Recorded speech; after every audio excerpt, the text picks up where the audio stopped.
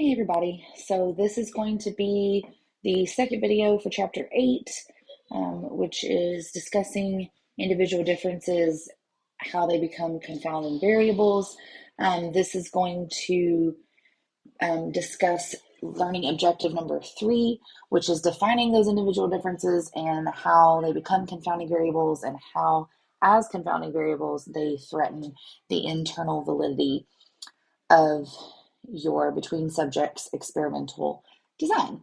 So the groups in the between subject experiment, we want them to be as similar as possible, except for the independent variable. The independent variable, the different level of the independent variable should be the distinguishing thing between the two groups, right? Now, that doesn't necessarily mean they all have to be the same age or they all have to be the same gender, but it means that those individual differences are equalized or randomized or balanced across the groups as much as possible so that the groups overall are as equal and similar as possible across all of those variables, except for the independent variable, except for whatever it is that you're wanting to study. So if we do it that way, then if the groups are different, then the individual differences become confounding variables. So if there are those individual differences that we couldn't get rid of for whatever reason, we couldn't equalize, we couldn't whatever, if those differences are affecting the dependent variable, they are then affecting and threatening the internal validity, and so they are becoming confounding variables. It becomes impossible to know for sure if the differences in between the conditions are because of your treatment, because of your independent variable, or if it's because of these individual differences between the groups. So this visual representation gives you an example of age as a confounding variable. So if one of your groups ends up has more older participants and the second group has younger participants, even if it was unintentional, hopefully it would be unintentional. If you did it on purpose and you weren't studying age, that would not be very smart because you don't want age to be a confounding variable.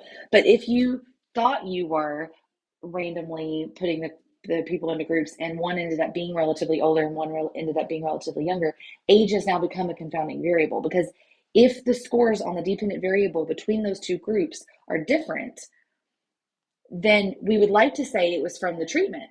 But what if it wasn't from the treatment? What if it's just because of age? And so if you can't say for certain that your independent variable is the sole reason for the differences between the groups, then that means that you have a confounding variable there. You're threatening the internal validity.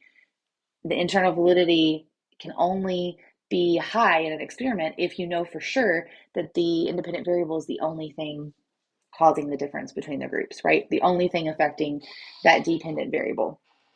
So there are two major sources of confounding variables in between subjects designs.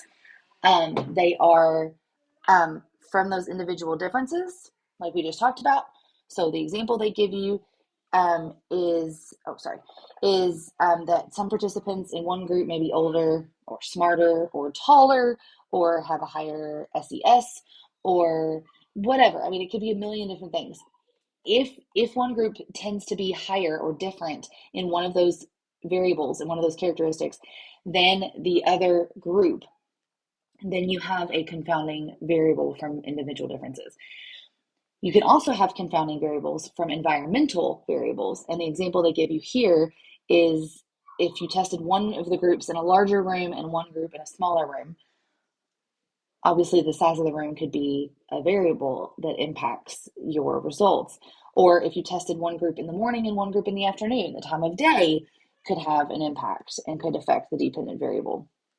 So we talked about in chapter 7, we just talked about how you control those environmental variables by using randomization, by holding the variable constant as much as possible, or matching.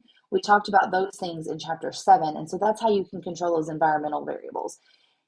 As far as the individual differences go, you need to have equivalent groups. And this is what we were talking about a second ago. The researcher has control over this. We can create groups that are equivalent as much as possible. In order to do that, the separate groups must be created equally.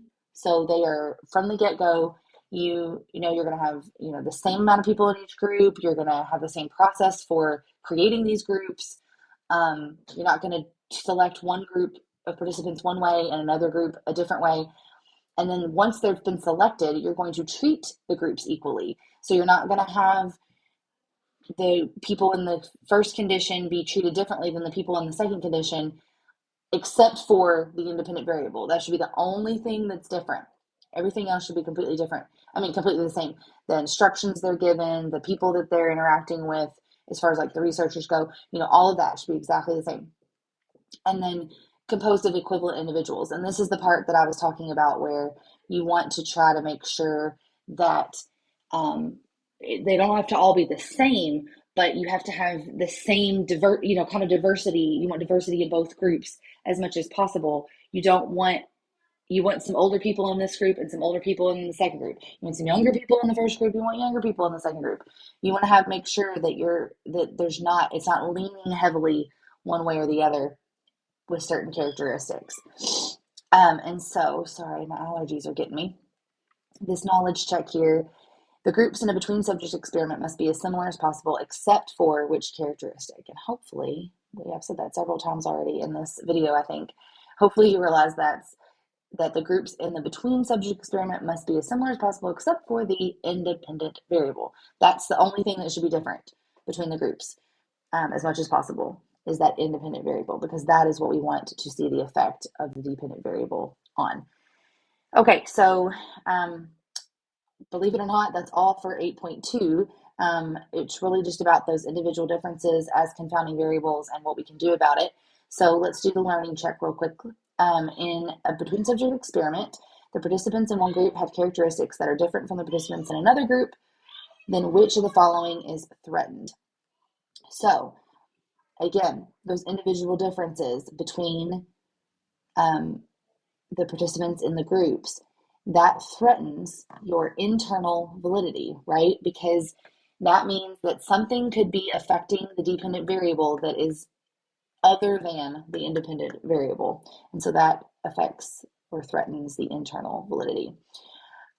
For a between subjects experiment, which of the following is a possible threat to internal validity? We just talked about that. But this is it takes a little bit further. So it has individual differences, and it even has an all of the above. And a lot of times all of the above is very tempting, isn't it? But if you look at these answers, the risk that one treatment condition may influence scores in another treatment, that is not going to happen in a between subject experiment. That can only happen in a within subject experiment because there's different participants in each group. So the same participants aren't experiencing both conditions. So that third answer is out. So all of the above is obviously out as well. And so now it's between these top two. Well, individuals' differences within the treatments themselves, that isn't going to affect the internal validity, right? It's the individual differences that exist between the treatments. Again, that one group is older than the other group, or one group is stronger than the other group. That is the thing that is going to affect that internal validity, because that is going to affect your dependent variable, and it's not your independent variable. It's anything that's not your independent variable that would be a threat to internal validity. So hopefully that helps you guys. And again, if you have any questions, I'm here. And if you are in the 234 course, this is your last video. So congratulations. If you are in my 244, if you're in the second half of this course, then after this, you can go on to watch video 8.3.